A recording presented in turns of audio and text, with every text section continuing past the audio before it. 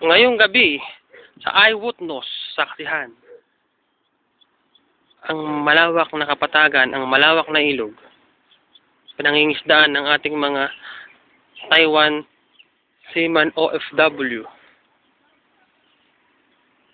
Ito ang maladesyertong ilog na puro bato na pinanguhulihan ng mga tilapia.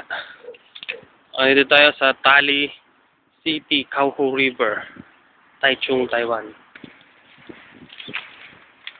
Ngayong gabi, inyong masasaksihan, kami po ang patrol ng Pilipino. Hindi po ito TV patrol, pero kami ang patrol ng Pilipino. Masasaksihan nyo ang pangingisda ng mga ilang seaman OFW sa Taiwan sa ganitong kahirap na daan at maladesyertong ilog na pinangingisdaan nila. Para po sa eyewitness, hindi namin kayo tatantanan sa loob ng 24 oras sapagkat kami ang TV Patrol. May madadaanan mangilan-ngilan na malinaw na tubig. Pero makikita mo may lumalangoy na isda. Yun, no? Parang ano siya? Parang culvert. Ewan ko kung anong hinuhuli ng mga tarantadong ito dito, oh.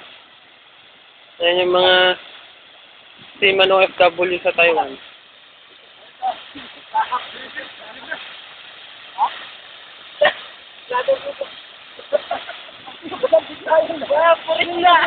Sabi nila kapag daw biglang binuksan yan, bigla silang anod sa ilog. Wala pa kain. Wala pa kain ka. Pag malakas ang ulan niya, Saan? malalim yan.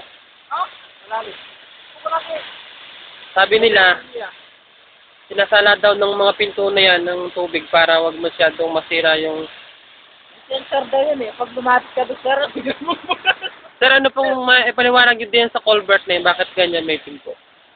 Sala ng tae. Nasa tayo mga Taiwan. Taiwan is ka na pupunta. Kaya itong dalawang to, labis sa tayo yan.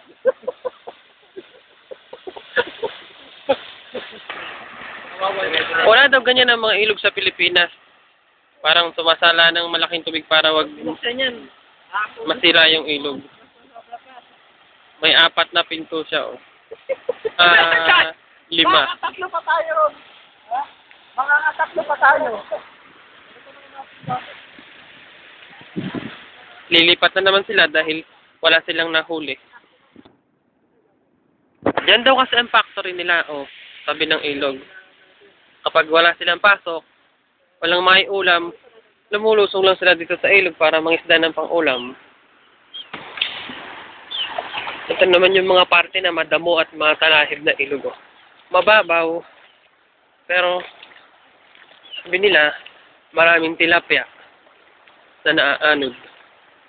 Sa katunayan, oh, ito na nga nahuli nila, oh, 5 na. Oh. 5 tilapia na para mga piranha, no? Lilipat sila ng pwesto. Wala kasing nahuli dun sa unang pinuwestran. 5 lang. Woo!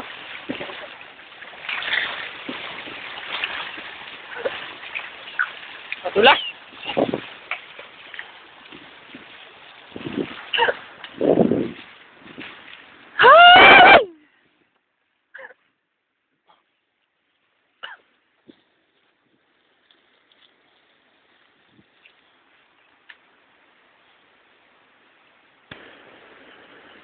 Ito yung mga batuhan na dinadaanan namin. Sumama ako sa kanila at bawat hakbang kailangan mag-ingat dahil may matutulis na bato, may maliliit na nakakasakit na pwedeng masugat. Kalata lang kasi nila pag OFW, maraming pera, mayaman, lalo na pag sinabing seaman base. Pero ayun, seaman base. Sa ilog sila nangingisda. Mag-iisang oras na sila. Lulubog ng araw pero 5 pa lang yung nahuli nila.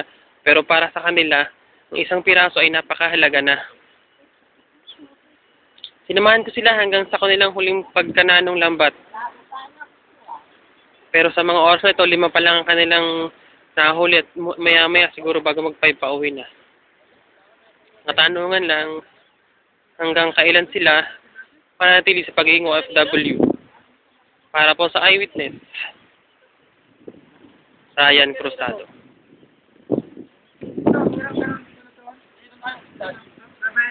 At yan, ang buhay ng mga seaman OFW.